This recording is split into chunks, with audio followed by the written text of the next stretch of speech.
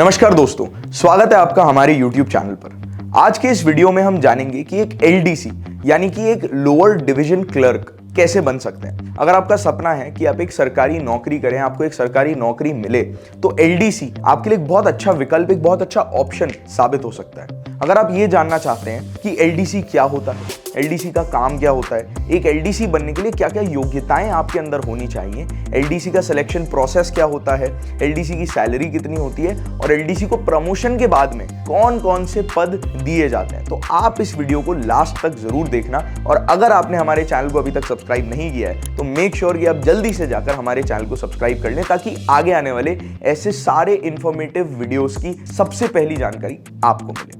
सबसे पहले हम बात करते हैं कि LDC कौन होते हैं और उनका काम क्या होता है। LDC यानी कि लोअर डिवीजन क्लर्क, जिन्हें आम बोलचाल में बाबू भी कहा जाता है। जब भी आप किसी सरकारी कार्यालय में जाते हैं तो वहां बड़े अफसरों के काम में मदद करने वाले जो लोग होते हैं, या फिर जो सरकारी कार्यालय में आपकी सहायता करते हैं, मान लेते हैं आप पासपोर्ट ऑफिस में गए या फिर आप GST ऑफिस में गए, इनकम टैक्स ऑफिस में गए, वहां पर जो लोग ऑफिसर्स की मदद कर रहे हैं या आपकी मदद कर रहे हैं, आपको हेल्प कर रहे हैं चीजों को कंप्लीट करने में, वो होते हैं लोअर डिवीजन क्लर्क्स यानी कि LDCs। LDC शुरुआती स्तर की लिपिकीय नौकरी है, जहां पे आप प्रशासनिक कार्य करते हैं। इसमें फाइल्स को व्यवस्थित करना, दस्तावेजों को संभालना, पत्र लिखना और डेटा एंट्री करना शामिल होता है। LDC के काम में प्रशासनिक और लिपिकीय जिम्मेदारियां होती हैं। वे फाइल्स और दस्तावेजों को संभालते हैं, डेटा एंट्री करते हैं, पत्र और नोटिस तैयार करते हैं और कार्यालय की अन्य दैनिक गतिविधियों का प्रबंधन करते हैं। इनका काम कार्यालय के सुचारू संचालन में महत्वपूर्ण भूमिका निभाता है। राजस्थान में लोअर डिवीजन क्लर्क बनने के लिए आवश्यक योग्यताओं की बात करें तो आपको बेसिकली 3 पात्रताएं हासिल करना बहुत ज्यादा आवश्यक है। सबसे पहले आवेदक का 12वीं कक्षा से पास होना अनिवार्य है। दूसरी पात्रता कंप्यूटर ज्ञान की योग्यता है। कंप्यूटर ज्ञान की पात्रता को आप RSCIT का कोर्स करके भी पूरी कर सकते हैं।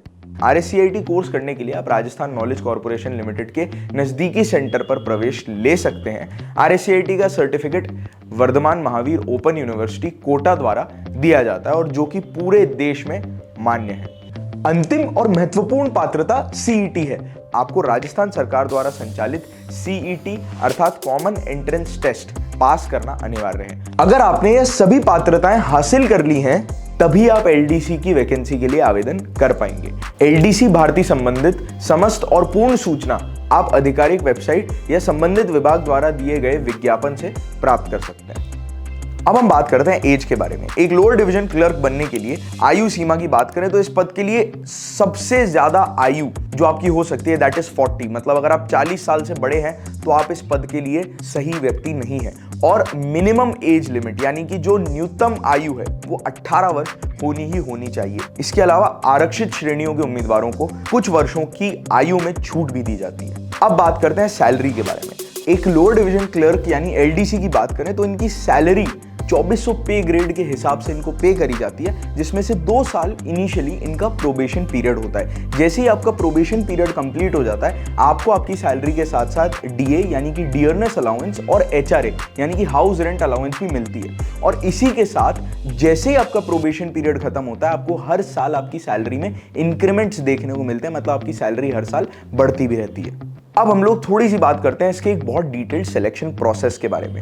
एक लोअर डिवीजन क्लर्क के सिलेक्शन प्रोसेस की बात करें तो जिन कैंडिडेट्स ने CET एग्जाम क्लियर किया है, उन्हें सबसे पहले रिटन एग्जाम देना होता है। इसमें 2 पेपर होंगे। आपने CET क्लियर करा, अब आपको एक रिटन एग्जाम और देना है, जिसके अंदर 2 पेपर है। पहला पेपर, इस पेपर में टोटल 150 क्वेश्चन आपसे पूछे जाएंगे, जिनमें से 50 क्वेश्चन जनरल साइंस के होंगे, 50 क्वेश्चन मैथ्स के होंगे और 50 ही क्वेश्चन GK यानी कि जनरल नॉलेज के होंगे। तो कहीं ना कहीं जो अखबार पढ़ना है, मैथ्स है, साइंस है, इनकी नॉलेज आपके पास में होनी चाहिए। कुल 150 क्वेश्चन होंगे और यहाँ पे 100 मार्क्स का ये पेपर होगा, जिसमें आपको 3 घंटे मिलेंगे इस पेपर को कंप्लीट करने के लिए। दूसरा जो पेपर होगा ये लैंग्वेज का पेपर होता है, जिसमें हिंदी ग्रामर और इंग्लिश ग्रामर से प्रश्न पूछे जाते हैं। अब ऐसा क्यों सर, हिंदी और इंग्लिश क्यों? क्योंकि आपको मैंने जैसा शुरुआत में बताया था कि हिंदी में लेटर्स लिखना और हिंदी में लिखना अच्छे से आपको आना चाहिए।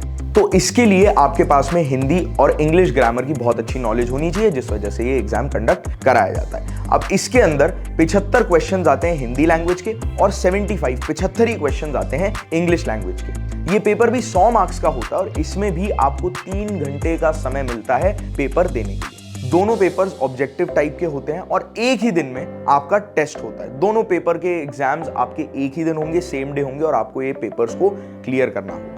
अगर आप ये पेपर पास कर लेते हैं तो उसके बाद आप अगले स्टेप पर आते हैं, जो कि होता है टाइपिंग टेस्ट। जैसा कि आप जानते हैं, आजकल हमारे पूरे देश के अंदर अलग अलग राज्यों में, अलग अलग स्टेट्स में ऑफिसेस को मॉडर्नाइज किया जा रहा है, कंप्यूटर्स लगाए जा रहे हैं। तो आपके पास में एक लोअर डिवीजन क्लर्क होने के नाते टाइपिंग स्किल्स होना बहुत जरूरी है, ताकि डेटा एंट्री और बाकी अनिवार्य काम करने में आप पूर्ण तरीके से समर्थ रखें। अगर आप टाइपिंग टेस्ट भी पास कर लेते हैं तो आपको डॉक्यूमेंट वेरिफिकेशन के लिए बुलाया जाता है और इसके बाद एक फाइनल मेरिट लिस्ट निकाली जाती है।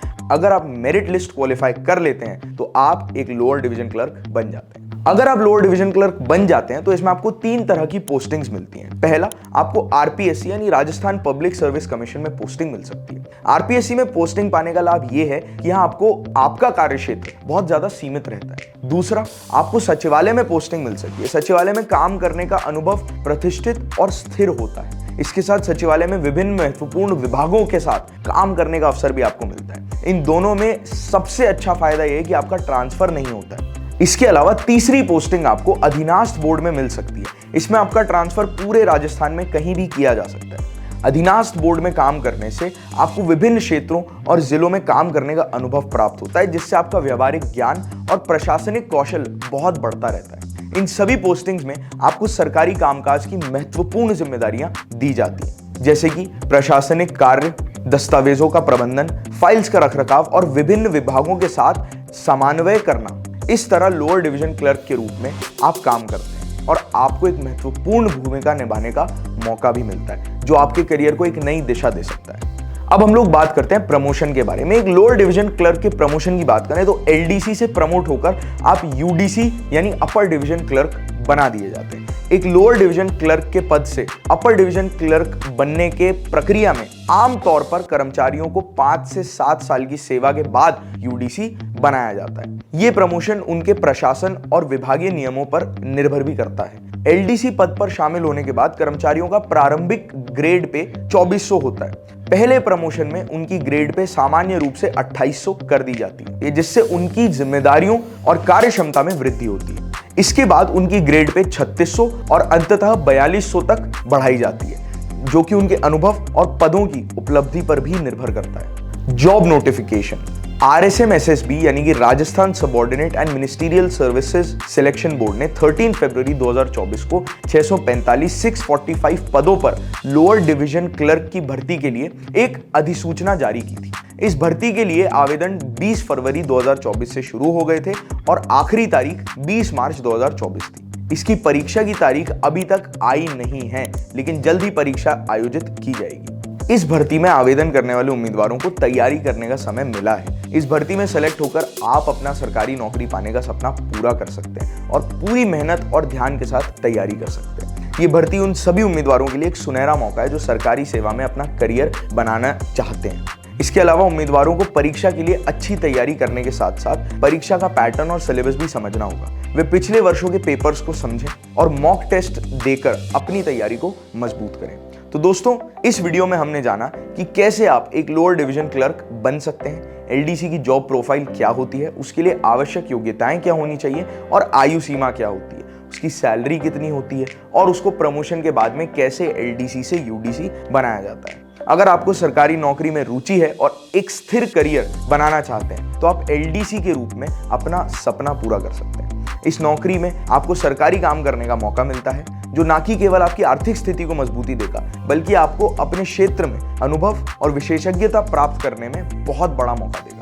मैं आशा करता हूं कि ये वीडियो आपको पसंद जरूर आया होगा। अगर आपको ये वीडियो पसंद आया है तो इसे लाइक जरूर करें और अपने सारे दोस्तों के साथ शेयर करें जो सरकारी नौकरी पाना चाहते हैं या फिर ढूंढ रहे हैं कि वो कैसे एक सरकारी नौकरी पा सकते हैं। और अगर आपको ये वीडियो अच्छा लगा तो हमारे चैनल को सब्सक्राइब जरूर करना, ताकि आगे आने वाले ऐसे सारे वीडियोस की सबसे पहली जानकारी आपको जरूर मिलती रहे। अगर आपके कोई भी सवाल हैं तो आप नीचे कमेंट बॉक्स में कमेंट करके पूछ सकते हैं और हम आपके सारे सवालों का जवाब देने का पूरा प्रयत्न करेंगे, पूरी कोशिश करेंगे। ये वीडियो देखने के लिए आपका बहुत बहुत धन्यवाद। मिलेंगे ऐसे ही एक नए वीडियो के साथ। नमस्कार।